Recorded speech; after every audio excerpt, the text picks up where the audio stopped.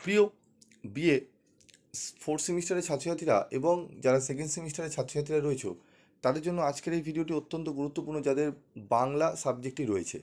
Fourth সেমিস্টারে যাদের Bangla minor পেপারে রয়েছে এবং যারা সেকেন্ড সেমিস্টারে মাইনর হিসাবে বাংলা পেপার নিয়েছো বা অনার্স পেপার হিসাবে তোমাদের বাংলা রয়েছে বা জেনারেল পেপার হিসাবে তোমাদের বাংলা রয়েছে, তাদের জন্য আজকের এই ভিডিওটি অত্যন্ত গুরুত্বপূর্ণ। আজকের এই ভিডিওতে আমি আলোচনা করব তোমাদের গুরুত্বপূর্ণ প্রশ্ন, প্রথম মডেল 1 থেকে তোমাদের কি কি প্রশ্ন গুরুত্ব সহকারে করবে সেটি নিয়ে আলোচনা করব। তো ভিডিওটি অবশ্যই তোমরা মনোযোগ সহকারে শুনবে।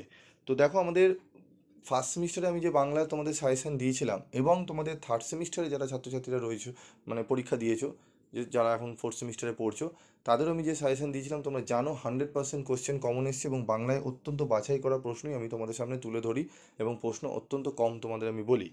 তো দেখো, এখানে প্রথম যে মডেল 1 থেকে প্রথম যে প্রশ্ন তোমরা পড়বে সেটি হচ্ছে, বাংলা শব্দ ভাণ্ডারের বিভিন্ন উপাদান সম্পর্কে উদাহরণ সহ আলোচনা করো, অথবা রেখাচিত্রের সাহায্যে বাংলা ভাষার শব্দ ভাণ্ডারের সংক্ষিপ্ত পরিচয় দাও, অথবা বাংলা ভাষার শব্দ ভাণ্ডার সম্পর্কে আলোচনা করো, অথবা বাংলা শব্দ ভাণ্ডারকে প্রধান কয়টি ভাগে ভাগ করা যায় ও সেগুলি কি কি, তৎসম, অর্ধ তৎসম ও তদ্ভব শব্দ বিষয়ে উদাহরণসহ আলোচনা করো।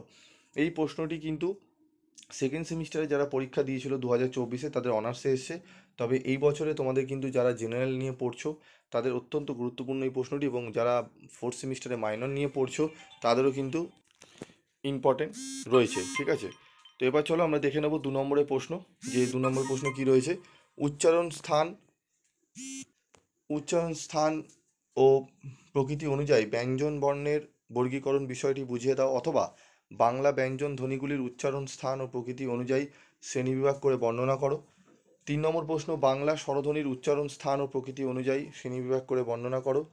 4, মূলধ্বনি বা ধ্বনিতা বা ধ্বনিমান বা স্বনিম সম্পর্কে আলোচনা করো। ঠিক আছে, এবং স্বনিমের শ্রেণীবিভাগগুলি উল্লেখ করে তাদের ব্যাখ্যা করো। ঠিক আছে, তো এখানে যে স্টার করা প্রশ্নগুলো রয়েছে সেগুলো ভালো করে পড়বে, এবং আমার মতে তোমাদের এইবারে যে প্রশ্নটি গুরুত্বপূর্ণ সেটি হচ্ছে তোমাদের 1 নম্বর এবং 2 নম্বর প্রশ্নটি। ঠিক আছে, এই দুটো প্রশ্ন পড়ে গেলে আশা করি এখান থেকেই তোমরা প্রশ্ন কমন পেয়ে যাবে।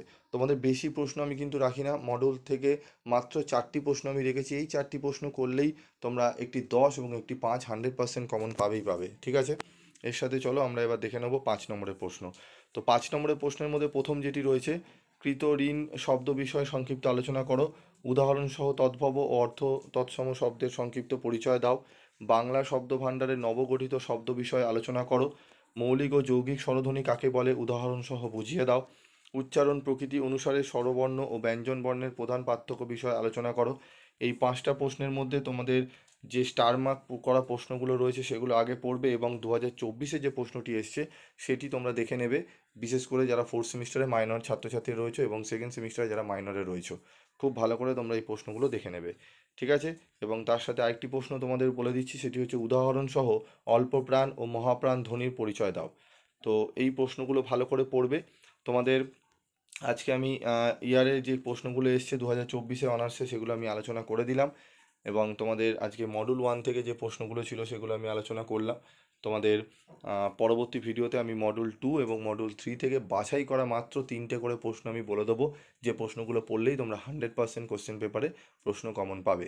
ঠিক আছে, তো আজকের মতো ভিডিওটি শেষ করছি, দেখা হচ্ছে পরবর্তী ভিডিওতে।